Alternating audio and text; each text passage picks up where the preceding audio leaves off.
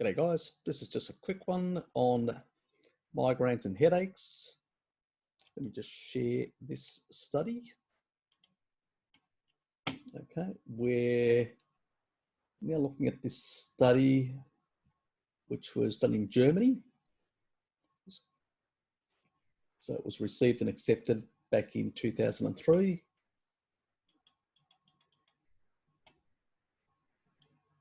Basically, it's looking at high dose riboflavin treatment in efficacious or being proper in migraine prophylaxis, an open study in a tertiary care centre. So basically this is sort of a clinical trial. That's what they mean by a tertiary care centre. So it's a clinical trial on migraines, preventative treatment using riboflavin, vitamin B2, okay? So the aim of the study was to investigate the efficacy of riboflavin for the prevention of migraine. An open label study was performed in a specialised outpatient clinic. Patients received 400 milligrams of riboflavin capsules per day. Headache frequency, duration, intensity and use of abortive drugs were recorded at baseline and 3 months and 6 months after treatment. Headache frequency was significantly reduced from 4 days a month at baseline to 2 days a month after 3 and 6 months, with a p-value of less than 0.05.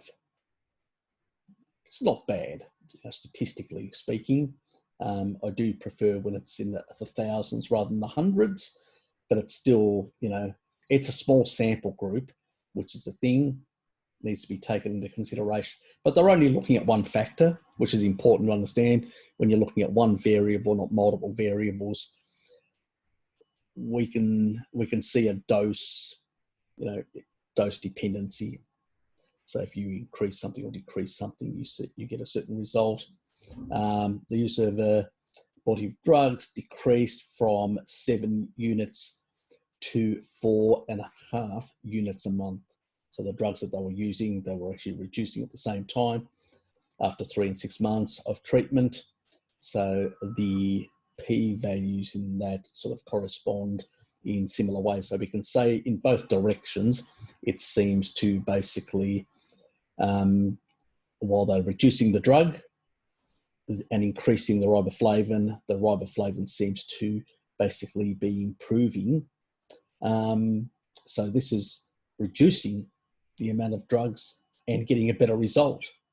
So to say, for somebody to say, well, it's the drug that's, the confounding variable, well, they're actually reducing and getting better results. So that does speak in itself. In contrast, headache hours and headache intensity did not change significantly. And that doesn't surprise me. Headaches can have a number of drivers. Migraines are, as I said in my video earlier today, my live stream, that the sort of migraines are very, very much different to, and I believe it's a sort of an energy thing in that regard. So let's just quickly check out what I said in that regard. And I just realized that I need to unshare and reshare with audio. Shit happens, what can we do? So let me share with audio and back to that crazy person. Yeah.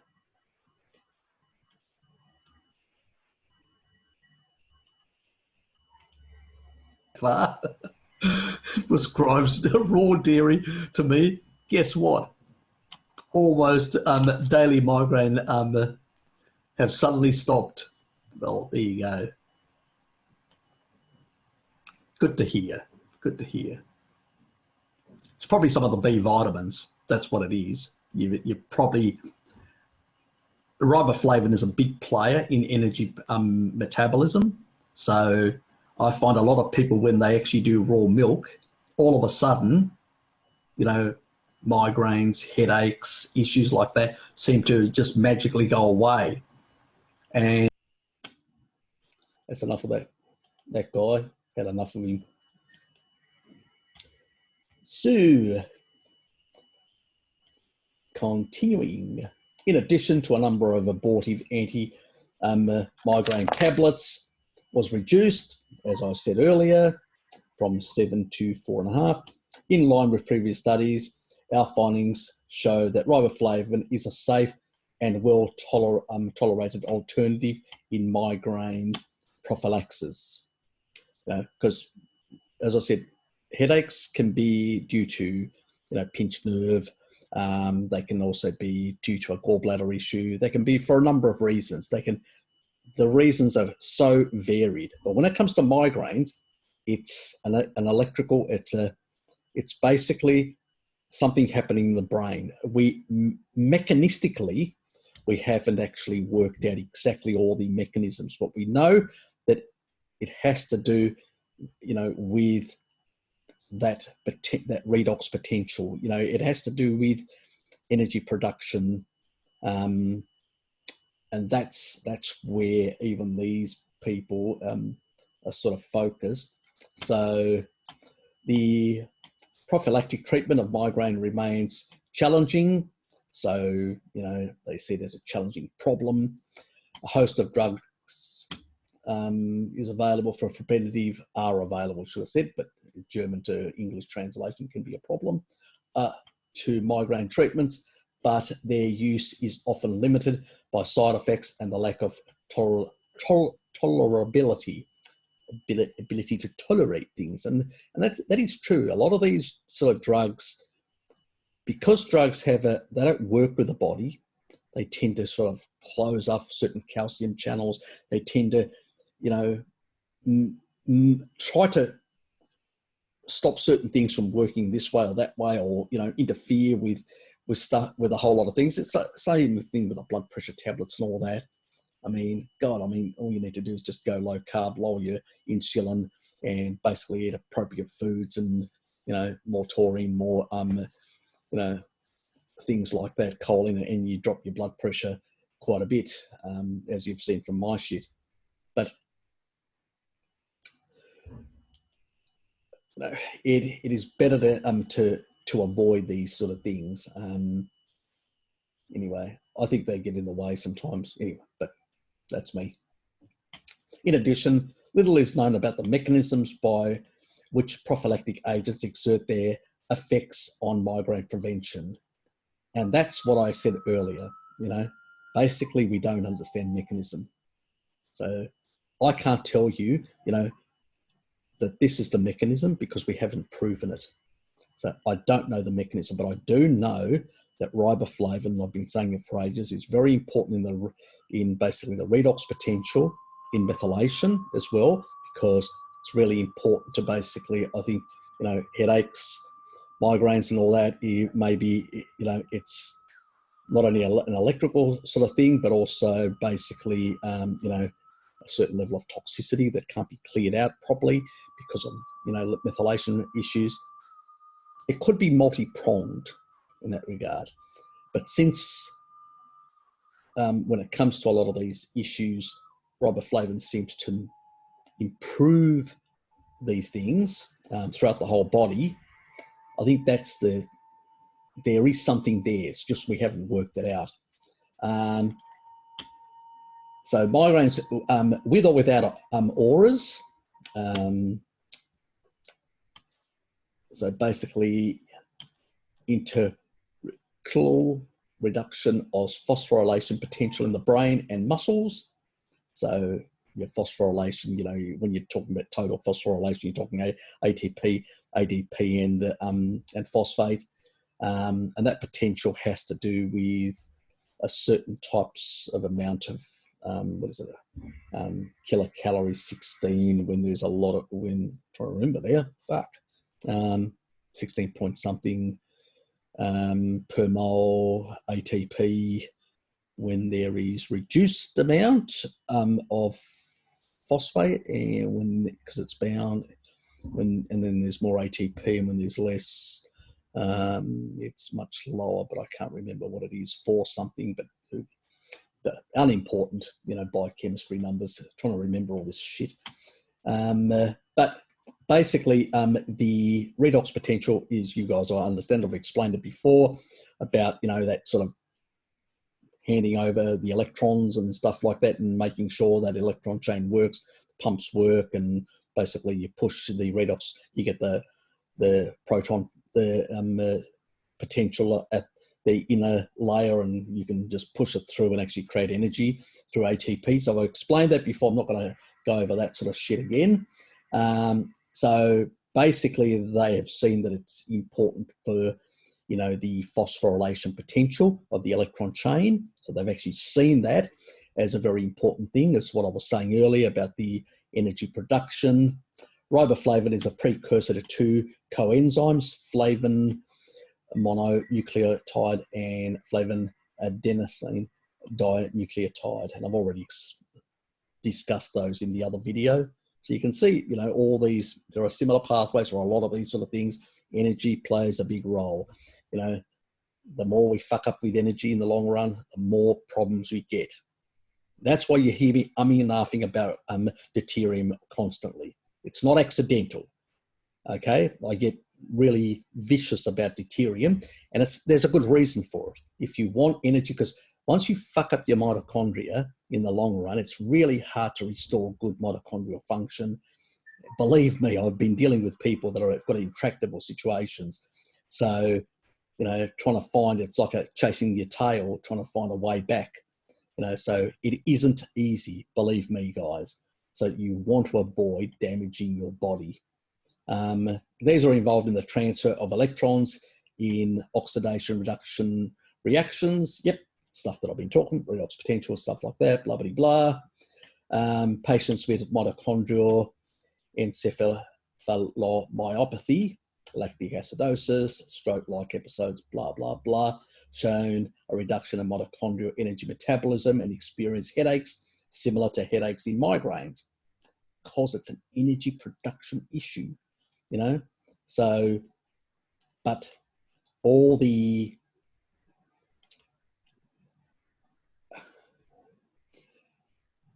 type of transcription or the enzymatic sort of steps, but in that process, in terms of the energy production and all that, that's where we don't really understand it.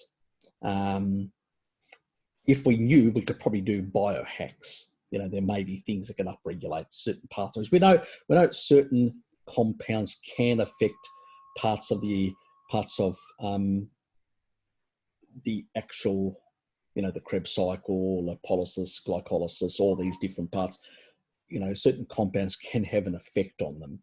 If we really knew which actual part, we would be able to biohack directly and probably eliminate migraines completely. That's the sort of holy grail. But until we can prove and work out mechanism, it's, riboflavin is our best bet in that regard. These subjects, riboflavin treatment alleviated symptoms. That is in an 83 study. Oh, shit. Stop doing that. God almighty. Based on the hypothesis that, amongst others, an impaired oxygen metabolism can contribute to the development of migraine attacks. And that was that's another German study, 94, 98, investigated the efficacy of riboflavin treatment in migraines. An open pilot study and a subsequent randomized controlled trial demonstrated the efficacy of high-dose riboflavin treatments of 400 milligrams a day in migraine prophylaxis. The pilot study was performed at a single center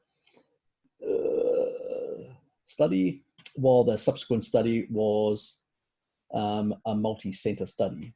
Anyway, considering the low number of adverse events of high-dose riboflavin treatment in comparison with other prophylactic agents, e.g. metoprolol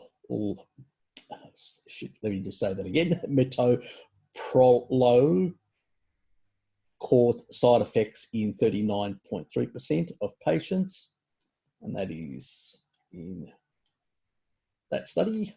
Riboflavin appears to be an alternative choice for migraine prophylaxis. We performed an open label study to determine the effects of riboflavin in a specialised headache outpatient clinics tertiary care, which is what they did. Okay, so pretty much the age group 20 to 65, so that's a good spread. In terms of age, headache frequencies, 2 to 8 attacks a month, last 6 months prior to the study. And let's just go down here. So the patient numbers in the group, 23. Okay, 6 of those had auras, 17 didn't. So 6 or a bit more. Now, this is basically the attack frequencies after, remember we talked about the p-values, so they're pretty good. So this is the at baseline 3 months and 6 months. So as you can see, the levels are pretty much very similar. There's a bit of a spread here. If I was to speculate on this, and that is all it is, let me just make it clear. The actual average is very at the same level. So we've basically definitely got a dose response here. Nothing changes after 6 months in terms of the average, really good. In that regard, this sort of spread could be due. It's part of my other thing that I wanted to talk about B vitamins, about the the way bacteria work and all that with the B vitamins, and it could be related to that. So that will be in the future, and I don't want to give too much away on that, but it could be related to that, and so you may have to bring back the dose in that regard. But you would have to play it by ear. So it's complex. So if you basically took antibiotics and you fucked up your beneficial bacteria, you lowered your potential for to get some B vitamins from the bacteria, you'd have to bring down that, you'd have to increase that dose again. So you'd have to play with that and see where you find the sweet spot. It's one of those things that, until we work out mechanism where we can sort of biohack directly that mechanism in energy production, we just basically can just give the thing that is required to support the energy production, which is riboflavin, which is a key B vitamin in animal foods. Give us that to deal with that issue. But look, I like investigating these sort of things. I'm always trying to look for new mechanisms and biohacks. So while at the moment I haven't actually found, and this is a study that I've been aware of, and I've actually, this is a new, a different study. The other study I couldn't find, which is an older study. It's an American study in the 90s, but I just could not find it. Actually, this study is better because that one was very much speculative, where this one actually is shown. Actually, they've actually done proper studies and all that, and I wasn't really up to date that they'd actually done proper clinical studies and shown quite clear a dose response and things improving. So this is actually even better than that old study from the 90s. So this German study is much better, and the references of some earlier studies in German studies in the 90s seem to have pretty good results as well in that regard. So let me just go into this part here that I noticed, and go back. So the intake of abortive anti-migraine drugs was attenuated by 400 milligrams a day. So they basically reduced, as we said, from 7 units to 4.5 and increased the riboflavin, and it actually improved things quite a bit, as we saw. So a lot of these people would be on a SAD diet, so they would have a poor gut microbiome. So probably if you improve your gut microbiome on a species appropriate diet, plus you're taking this sort of dose, you may not even need this high dose, you would basically ameliorate a lot of these issues. So that's speculation on my side. I can't do that sort of thing because I don't have migraines. I can't test myself. I can only say to Melina, could you try playing around with this sort of thing and seeing where, bringing, if you're on medication, bring it down and play around with, higher dose of riboflavin and see, and possibly even from the diet, and see how you can actually improve and reduce the side effects and stuff like that. So that's the sort of stuff that we're talking about. Now, with riboflavin, there were 3 side effects in 23 patients, which is about 13. I think, hold on, let me just, I can't remember. 3 divided by 23, that is 13%. Thought it may be that or higher. Anyway, so, so it's compared to similar, when we look, compared with a similar low number of adverse events in the literature previous study with 28 subjects. So in previous study, they actually saw even less in the literature in terms of riboflavin. See, when we look at things like aspirin and stuff like that, aspirin, for instance, 31.1% adverse effects. The sort of, this is experienced adverse events. And this medication, the metoprolol, whatever, medication, 39.3%. So even aspirin has less side effects, but riboflavin just knocks them out of the ballpark completely. It's, even compared to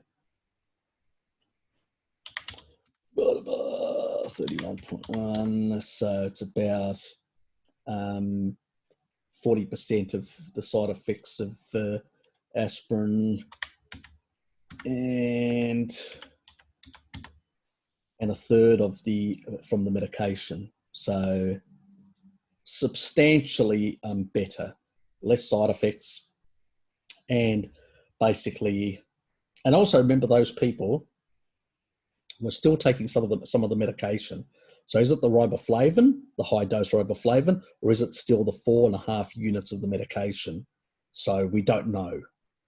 So, I would suspect that the riboflavin isn't the problem.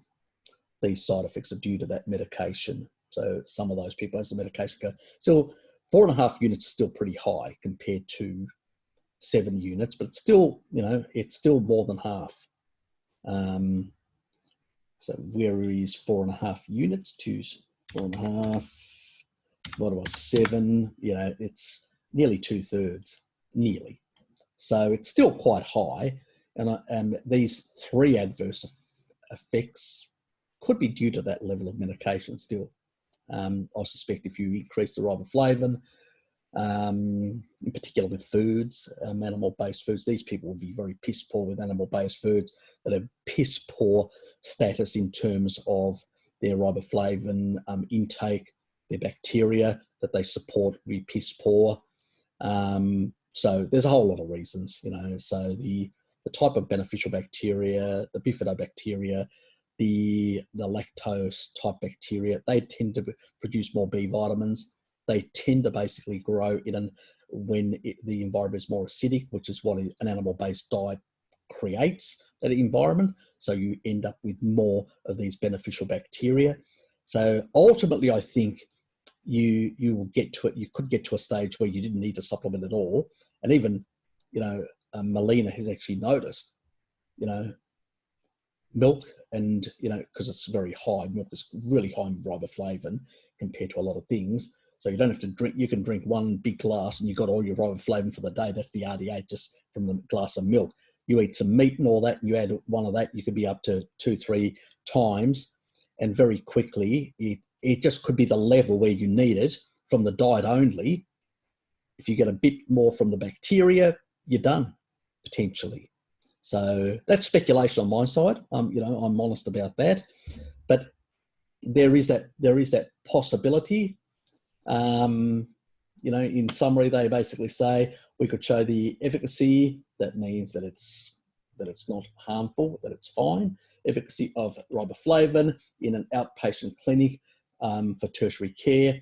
In line with previous studies, we propose riboflavin as an alternative choice for prophylactic anti-migraine treatment. And I would agree with them completely on that.